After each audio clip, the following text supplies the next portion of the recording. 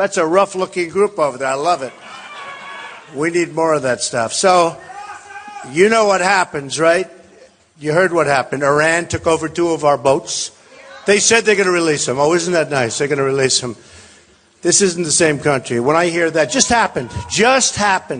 It literally just happened, and I think it's not so good. It's just an indication of where the hell we're going. I mean, hopefully they get released and fast, but it seems to be an indication of where we're going. That Iran deal is the dumbest deal I think I've ever seen. I don't think I've ever seen anything like that. So you got to go out, buy Time magazine. One of the few great stories. I mean, I love Time magazine. Can you believe it? So I was on about 3 times in the last couple of months. But this writer happens to be very talented. How Trump won. Now, let's hope. Hey, let's hope, right? Because we're going to turn it around. We're going to make our country great again. It says now he just needs the votes. We have the people. And essentially, it's a story that talks about if the people that come to these rallies, and even this one, I have to tell you. So the fire marshals, the people came, they said, Mr. Trump, we're putting them all over the place. But the floor, we don't want it to collapse. Don't get scared. So they have to keep that section of the floor, and they're sending away hundreds of people because they can't. Now, would you rather take a chance and let the floor collapse? Yes? All right, let them come in. Well, my first, I'm very good at construction. So my first question was, well, how deep is it? And it's only a well. I said, how deep is it? They said, it's a drop of 3 feet. I said, 3 feet, I don't mind if it collapses, okay? 3 feet, it's a pipe chaser under there. But anyway, we still don't want it to collapse. So we've had an amazing time, and it's been an amazing journey for all of us. People are turning out for what we're doing. The quiet majority, call it the noisy majority. It's really not quiet. I was saying quiet majority. And, that's an old term that used to be used. But the truth is, this is a very, very upset, this is a very, very angry in many respects majority. We're talking about a majority. We have people in Dallas, we had 20,000 people. Mobile, Alabama, 35,000. Oklahoma, 20,000.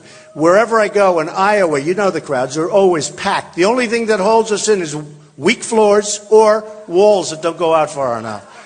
And, here and in New Hampshire, we're doing incredibly well in New Hampshire, South Carolina, everywhere we go.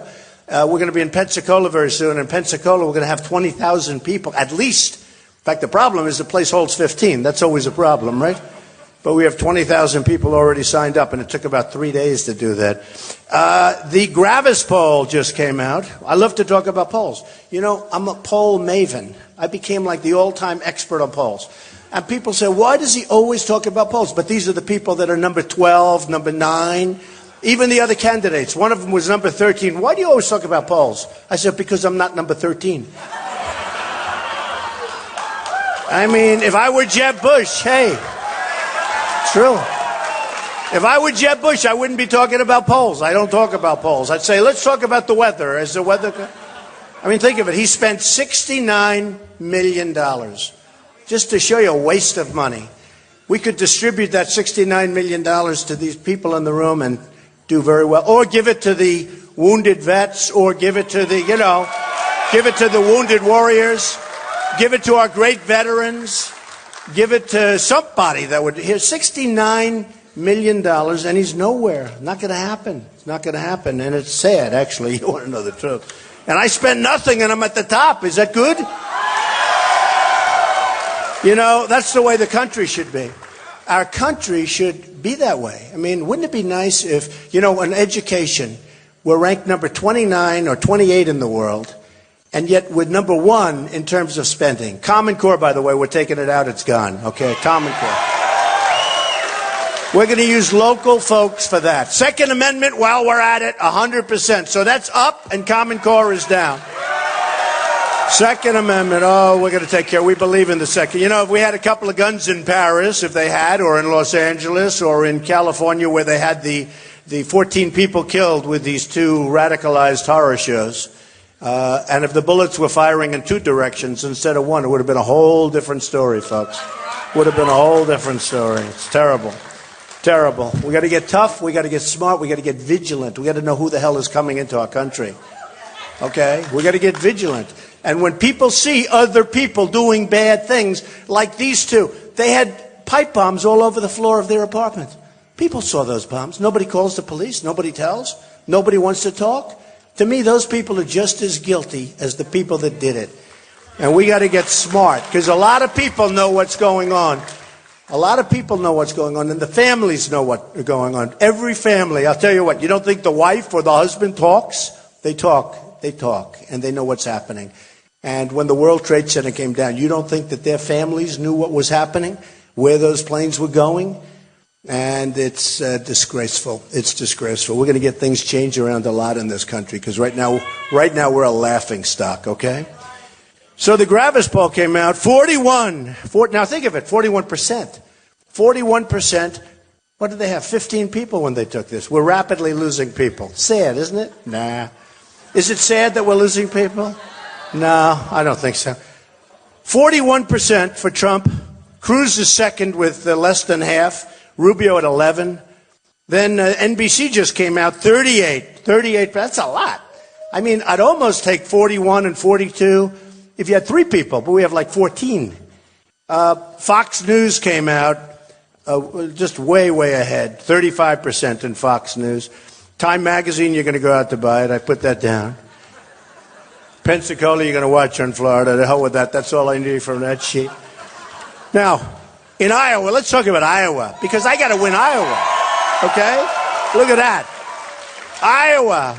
I love Iowa. We've really hit a note with the evangelicals. We've hit a note with the Tea Party and with just the people of Iowa. I'm all over the place. I like it. I love it. Maybe I'll just I think I'm going to buy a farm and settle down over here. Right? No, I think I will. A medium-sized farm, because I don't know if I want to work that hard, right? But a nice farm. It's an incredible place. Iowa. CNN. So CNN came out a little while ago. 33 for Trump, 20 for Cruz. That's good. Quinnipiac just came out yesterday, 31% for Trump, 29 for Cruz. A little too close for comfort, folks. PPP just came out, 28 for Trump, 26. By the way, I hate to tell you, Iowa, this is the only place that I'm like doing, let's say it's even. I'm not exactly thrilled. I go to New Hampshire, we have this massive lead. They're all playing for second place, supposedly. I hope that turns out to be right, because I don't care who's in second place. Then you go over to South Carolina next, and I have a massive lead. You know, like I'm at 39 and somebody's at 11, and you have some at 1 and 2. I think they have a long time. They ought to get out fast, because when you're at 39 and somebody else is at 1, actually we have 39 and somebody's at 0. I would say they're wasting their time. Don't we agree? I would say, by the way, the fire marshal, I want to thank all the people, because they're letting those people come back in, and that's great. Instead of sending them home. That's really great. But this is a good wrestling arena. I guess that's what it is, right? Does Dan Gable, I'll tell you. Is Dan Gable a good man, by the way? Huh? I love Dan Gable. That guy was a serious wrestler. So with PPP, we're up. With Monmouth in New Hampshire, we're at 32 to 18. NBC just came out in New Hampshire, 30 to 14. That's what I like better, Iowa. Do you understand? That's New Hampshire. So come on, Iowa, will you get with it, please? I'm a little upset. I won't buy that farm here. I'll go someplace else. NBC News, Iowa, Trump 26, Cruz 24. It's too close. I don't like it. So we have to change it, okay? I cannot stand it. Here's something just came out. You know the nice thing about not using teleprompters? Like our president and half of these politicians, and the other half read their speeches. They go like this: ladies and gentlemen, thank you very much. And they're out of here in 15 minutes. I'll speak to you for like an hour, but we speak about current events. Like, as an example, the boats got captured. Now, maybe by the time we get out, we get them back, but maybe not, because the Iranians like to taunt us, because they don't have, like, respect for our leaders, right? But this just came out. Website, Trump website traffic. 2.5 million views per month. Listen to this one. 1.6 billion requests. 1.6 billion. Do you know what that is? I didn't even know. I said, is that good or bad? I think it's good, right? The person that does this stuff, the professional that views this, he said it's like unheard of. So there's a lot of good stuff coming out, and it's sort of amazing. So with the polls, I want to win in Iowa. I want to really win. I don't want to come in second. I want to win in Iowa. Now, smart would be to say, I want to do well. That way, if I come in second, everyone's going to say, oh, he did well. I don't want to do that. I want to win, right? See? She's saying yes. So I want to win. Now, the press is going to say, oh, isn't that crazy? He said he wants to win. I think we're going to win. I think a lot of people are going to come out that, haven't been caucusing before and haven't done it before. And I think a lot of people are going to come out. The theory is that they'll wait for 5 hours in a line. Hello, darling. Look at you. They'll wait for 5 hours in a line in the cold weather, but they won't caucus. Okay, I think they're going to caucus, but let's see what happens. I hope they will, because I want to have a mandate. I want to take back trade. I want to do something. We're losing billions and billions and billions of dollars a year with China, with these ridiculous deals that were made by people that don't have a clue. I'm self-funding my campaign. I'm not having people give me checks for millions of dollars. These guys are all controlled, including Ted. He's got millions of dollars from these 3 or 4 characters that I don't even know. They're wealthy guys. They give them millions of dollars. You think they're doing it for their health? I don't think so. And by the way, Ted is totally against ethanol. Please remember that. And I'm for ethanol. So I think it's an important thing. Okay? So got to remember that. I toured with your ethanol representatives in the industry. I toured some of the plants. I think it's fantastic. Anything we do to create fuel is good because we want to stay away from the Middle East. We've learned that lesson the hard way, okay?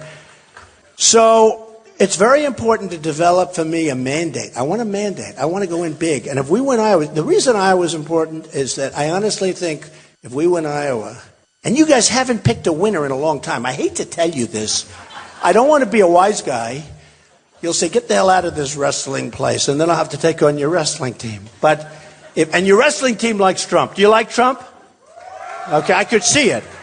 But honestly, I want to have a mandate. If we win Iowa, I think we're going to run the table. These guys don't know. They have no idea. They didn't even think I was going to run. The press, they're the most dishonest people I've ever seen in my life. They are disgusting. No, they're terrible. They're terrible. Not all of them. 25% of them are fine. 10% are great. But most of them are absolute the worst. They are so dishonest. They are so totally dishonest. So it's one of those things. But if we win Iowa, I think we run the table. I really do. Because you go to New Hampshire, big lead. If you don't win Iowa, something happens. But remember, you haven't picked a winner in so long now. It's been so long. You need a winner. I'm going to win. Nobody else is going to win. I'm going to win. One of the things that just came out, CNBC did and other people are doing, if I run, and let's assume it's Hillary, even though she probably should be in prison in all fairness. No, probably. Well, I dream of running against Bernie, Ladies and gentlemen, my name is Bernie Sanders. I'm going to raise your taxes to 90%. Oh, really? Oh, really? You're going to raise my taxes? I don't think so. No, I would love to run against a socialist. Or communist. I don't know what he is. He might be a communist. I think he's sort of tipped over the ledge. But it'll be very interesting to see. Those last emails that Hillary has that whole thing with her instructions about how to do it. Let's avoid it this way. That shows a level of sophistication that we weren't supposed to be seeing, folks. So it'll be interesting to see what happens with Hillary. But I think she's going to be protected by the Democrats. Probably she's going to run. Many, many people have been destroyed because of doing 5% of what she did. Their lives have been ruined. Their lives have been destroyed. We'll have to see what happens. But whether it's Hillary or Bernie or somebody else gets in, I just look forward to winning here and winning and doing something spectacular because there's so much we can do. I have the greatest businessmen in the world lined up to take over like areas of trade. Guys like Carl Icahn, who endorsed me, great businessmen, and many others. And I say, as an example, Carl, check out China. 500 trade deficit, $500 billion. Check it out. He doesn't know about that stuff. He doesn't know about losing that kind of money. We rebuilt China. Honestly, China has been one of the greatest thefts in the history of the world, what they've done to our country. Now, with that being said, I love China. I love the people of China. Their leaders are just too smart for our leaders. Our leaders are dummies. They don't know what the hell they're doing. I love China. Now, I have people, they give me tens of millions of dollars for apartments. I just closed one the other day. What am I supposed to dislike? The Chinese? I like the Chinese. I love the Mexicans. The Mexicans, I have tens of thousands of Hispanics over the years that have worked for me. Thousands of Mexicans. They're great.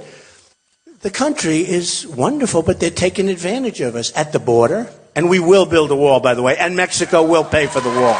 They will pay for it.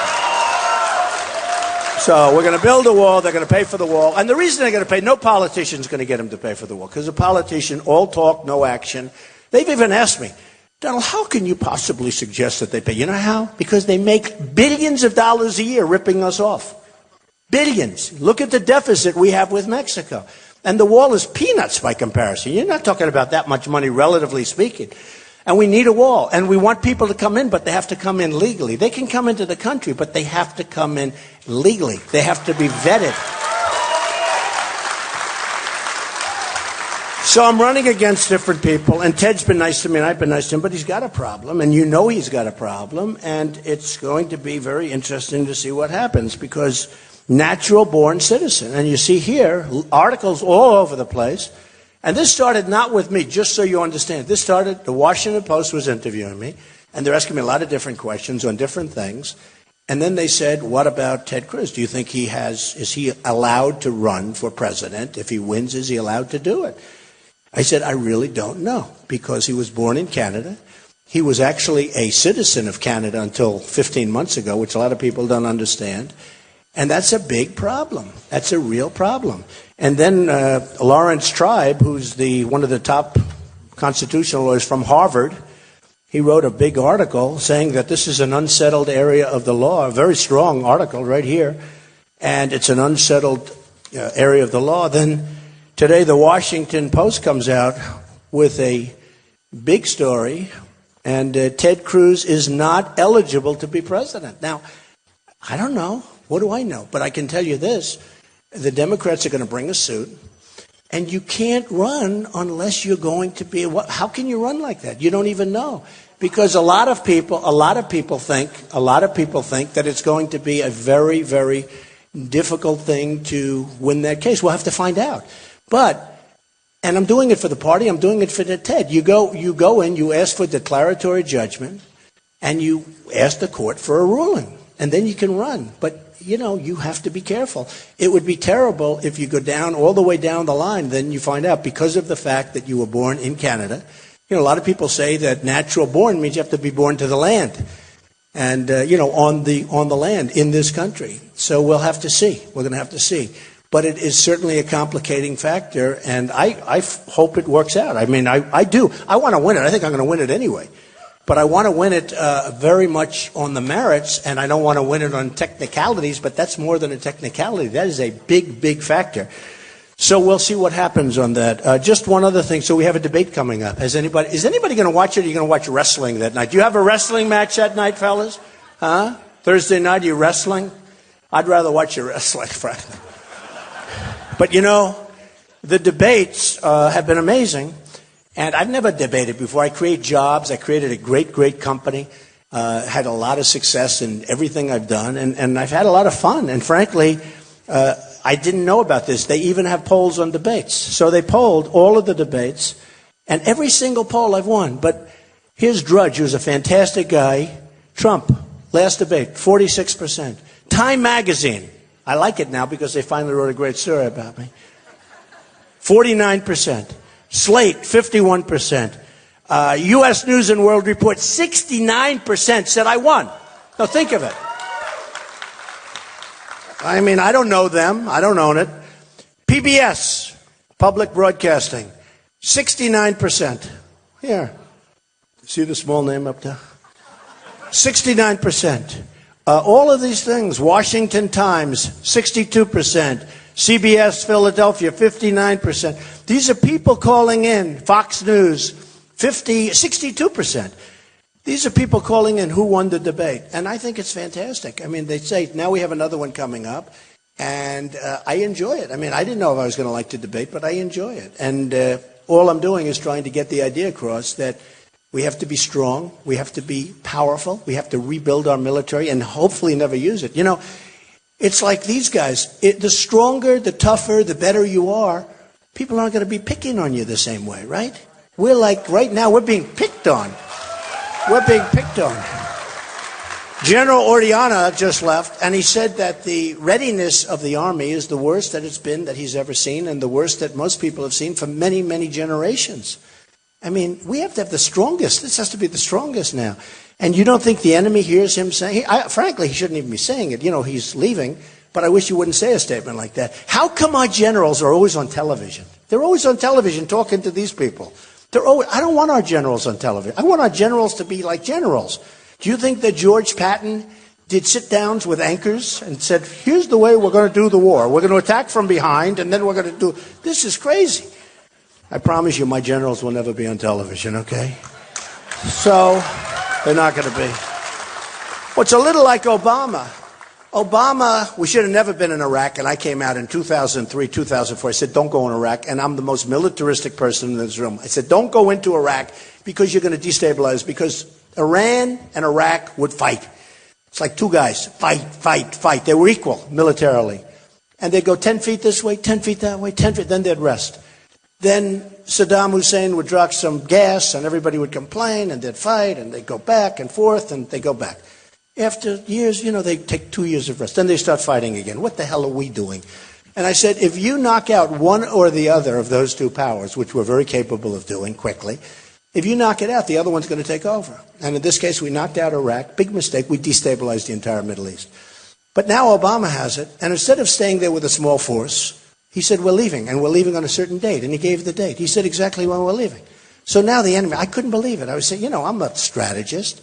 I'm the one that wrote about Osama bin Laden in my book before the World Trade Center came down. Everyone said, how did you know that? Because I saw him. I was watching him and reading about him making horrible statements about us. And I said to myself, I hope we're going to take this guy out. We didn't take him out. And actually, Bill Clinton had their sights on him, and for some reason, they didn't pull the trigger. If they pulled the trigger, you'd probably have the World Trade Center the way it used to be. Okay? And by the way, most importantly, with all the thousands of lives that have been lost and affected so gravely. So we have to be smart. And here's what I just read. And I read this, and I somehow related it, and it was sort of an amazing thing. And I'm going to read it to you. Al Wilson, the late great. Does anyone know Al Wilson? Singer. He wrote this little thing about the snake, right? The snake. So we have a little situation that could be a Trojan horse. You looked at what's happening in Germany, in Cologne. Cologne never had a problem. Cologne, Germany. Okay? Everything's fine. Everything's nice, clean, beautiful, no problem.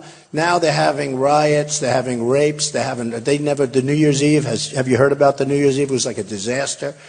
And the German people are going to riot. The German people are going to end up overthrowing this woman. I don't know what the hell she's thinking. But they have millions of people pouring into Germany, and now they're not stopping them. Now I guess they're going to have to stop them because the German people aren't going to put up.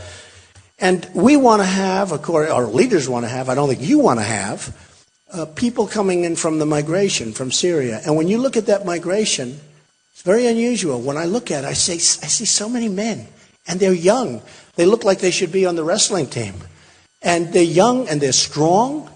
And you don't see that many women. You don't see that many children. It's sort of a weird deal. It's the migration. But you see all these young, strong people, and they're mostly men. And I say, what's going on? I noticed that, in all fairness, this is like old news now. I noticed that 3-4 months ago, when it all started. And I said, what's going on? And who knows what it is? You know, the famous Trojan horse. I mean, is this a Trojan horse? I doubt it, but it could very well be.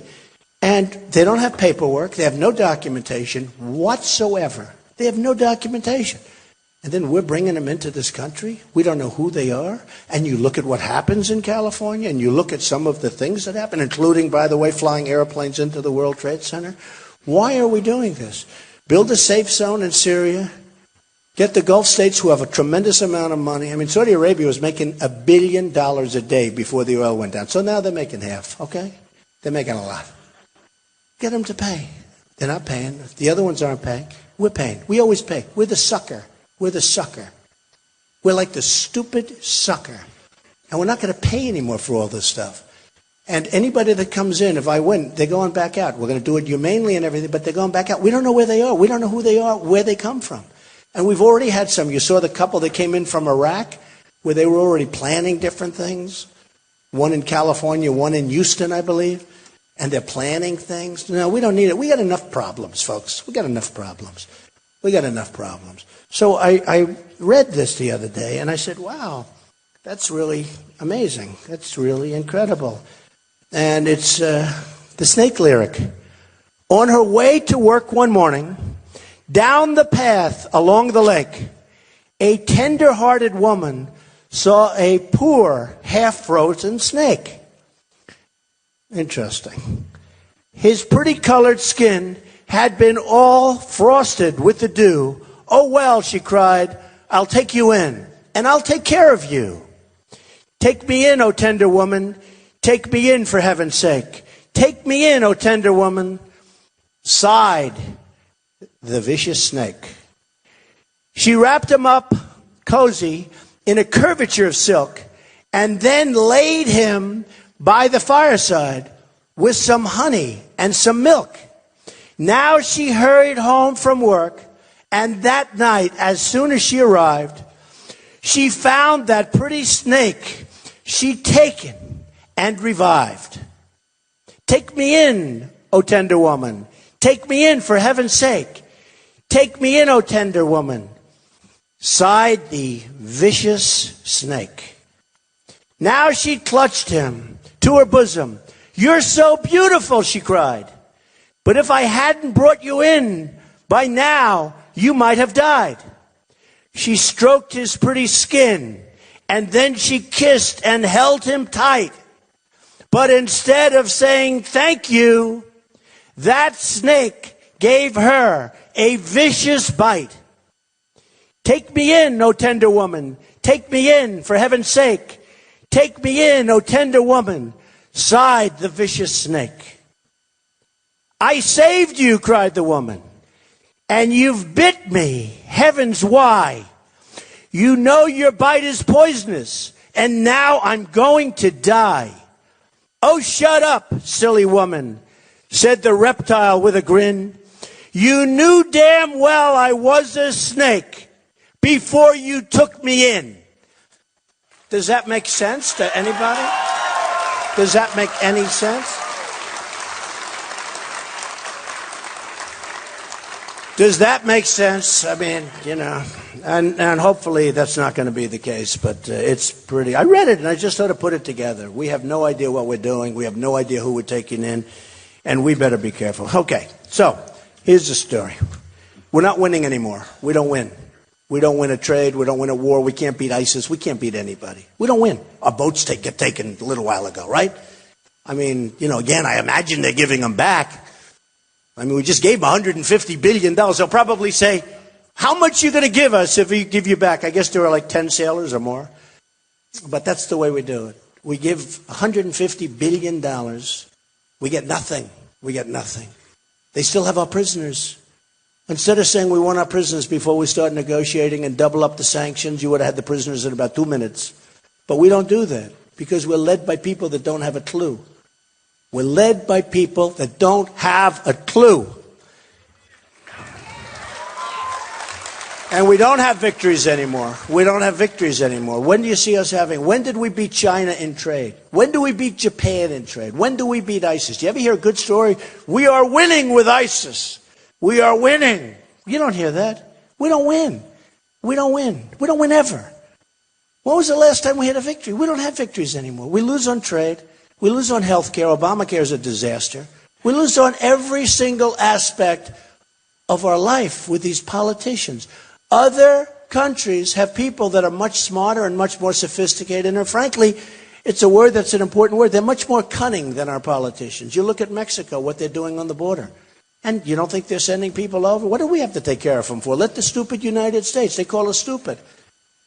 Okay? Kate gets killed, shot in the back in San Francisco. Man was over here 5 times. Who do you think sent him back? You think he just kept coming back for his health? He came back. Probably they didn't want him. I don't know. Maybe not. Maybe. But what do they want to have him in jail for the rest of his life for and take care of him? We'll send him to the United States. Jamil, this wonderful young man, the father's a friend of mine. Jamil Shaw. Just an amazing guy. The father's an amazing guy. His son shot in the face as he's walking into his house. Loved his father, and father loved, and the family loved this kid beyond. I mean, they can never ever come back from that. Just vicious. Shot right in the face. Purposely. Stood there. Boom, boom, boom. 3 bullets. And the father heard the sound and he said, oh my God. Because he just spoke to his son. He said, I'll be home right away. And he heard the bullets right outside the house.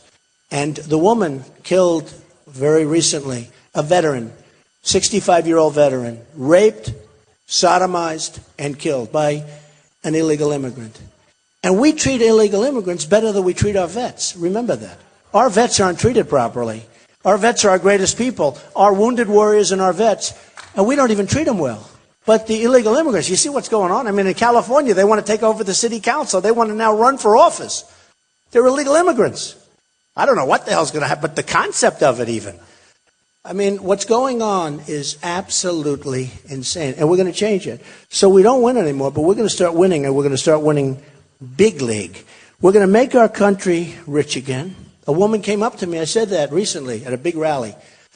I said, we're going to make our country rich again. She said, Mr. Trump, I'm such a fan of yours. I'm voting for you. It doesn't matter. But that doesn't sound nice when you say, make us rich again. I said, you know, ma'am, we owe $19 trillion. We just made one of the dumbest budget deals that I've ever seen. I don't even know. Do the Republicans have anybody negotiating? Okay, you know what I'm talking about 2 weeks ago. I mean, Obama got everything. You know, Obama's a lousy negotiator, except when it comes to negotiating with the Republicans, right? He's a good negotiator with the Republicans. Every country kicks our ass. But with the Republicans, he's like a great negotiator. It's so, oh, that won't happen. Well, in my case, it won't be Obama. We can do it right from the top. Because it all starts, remember this, it all starts from the top down.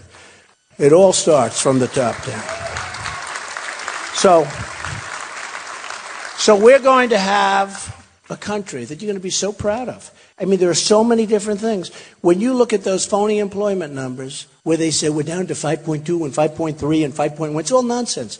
If you're looking for a job and you give up because you can't find one, statistically, you are considered employed.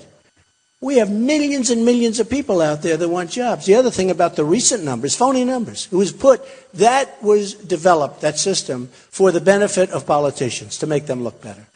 Because it bears no relationship to the fact. Do you think I'd have these crowds, and do you think I'd have this kind of support and be getting 42 and 45 and 39 and all these high percentages against all of these people if things were good? And frankly, I wish things were good, because I love my life. I mean, I love my company. I love my family. I don't need to do this. This is a hard thing. You know, I'm going all over. I love Iowa, but, you know, I could be home watching something tonight, right? I won't be watching the speech, but these are minor details. Won't be watching the press. Actually, I probably will. No, I probably will. Probably. Well, you got to watch. You got to watch. You got to see what the hell's going on, because he doesn't know, so somebody has to.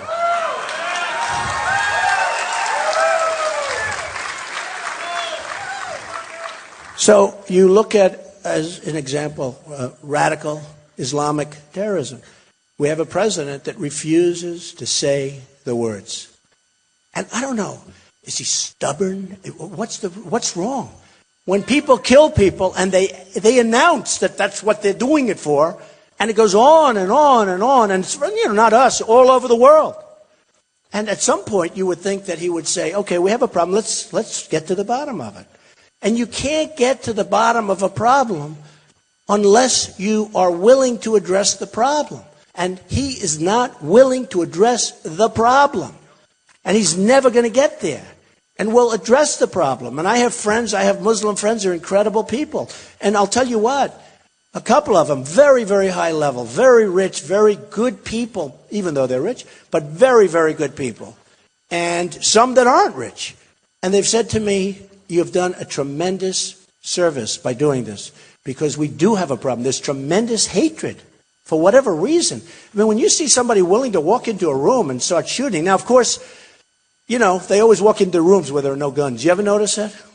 Like the military base. They walk in gun-free zone on a military base. We have 5 great soldiers, one of whom is a world-class expert on marksmanship, one of the great shots, one of the great marksmen.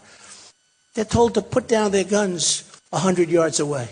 It's a gun-free zone. Now, when a sicko hears gun-free zone, when these sick people hear gun, that's like candy. That's like, I want a piece of apple pie. They walk in. We have 5 unbelievable, brave, great soldiers that are dead now because they look for gun-free zones. So we have to be careful with that. We have to be careful. Now, these guys had the gun. Number one, they wouldn't have been there. He wouldn't have been there. Number two, if he was going to get blown away, which would have been fine. The other thing, I tell the press all the time, I mean, they make people like, they make them like, they glamorize it. They call this thug in Paris the mastermind. Did you hear them all saying, the mastermind? What's the mastermind? He's a guy with a very low IQ, I guarantee. I call him the guy with the dirty hat because he had this horrible, disgusting, filthy hat on. And I said to the press, and they don't use the term anymore. I think if I did one thing, they're not using it because our children are being radicalized in many cases by ISIS and others. They're using the internet better than us, and we're the ones that invented it. And they're they're taking kids and they're going and they're fighting for ISIS, and then we allow people back. How about this? They go, they fight for ISIS, and then we let them come back. And somebody said, well, there's no law that allows us to keep them. Are you crazy? Are you crazy? So they fight for ISIS. Someday they won't go. They'll just fight here. They don't want to go. Why should they go over to Syria? Why should they go over to Iraq and fight when they can stay right here and fight? So why do we allow people? We know they're ISIS, and they come right in, and we let them come back. It's insane. So I just want to tell you that it's a special place. I love Iowa. We're going to do so great. We're going to win, and we're going to start winning. We're going to win so much that you people are going to get sick and tired of winning. You are going to say, please, I can't take it anymore. I can't take it anymore. No. We're going to win with the military, and we're going to win with health care, and we're going to win against all these countries that have been ripping us off for years. We're going to win with trade. We're going to have the smartest people. Right now we have political hacks. They're political hacks. They're nothing. I know a lot of these guys, they can't find their way through their own front door. They're political hacks. And they get the jobs because they gave campaign contributions to these politicians that I'm running against, including, and I'm talking on both sides. So we're going to start winning. It's going to be a beautiful thing to see. We're going to make America great again. You're going to be so proud of this country, and you're going to be so proud of your president. And I love you.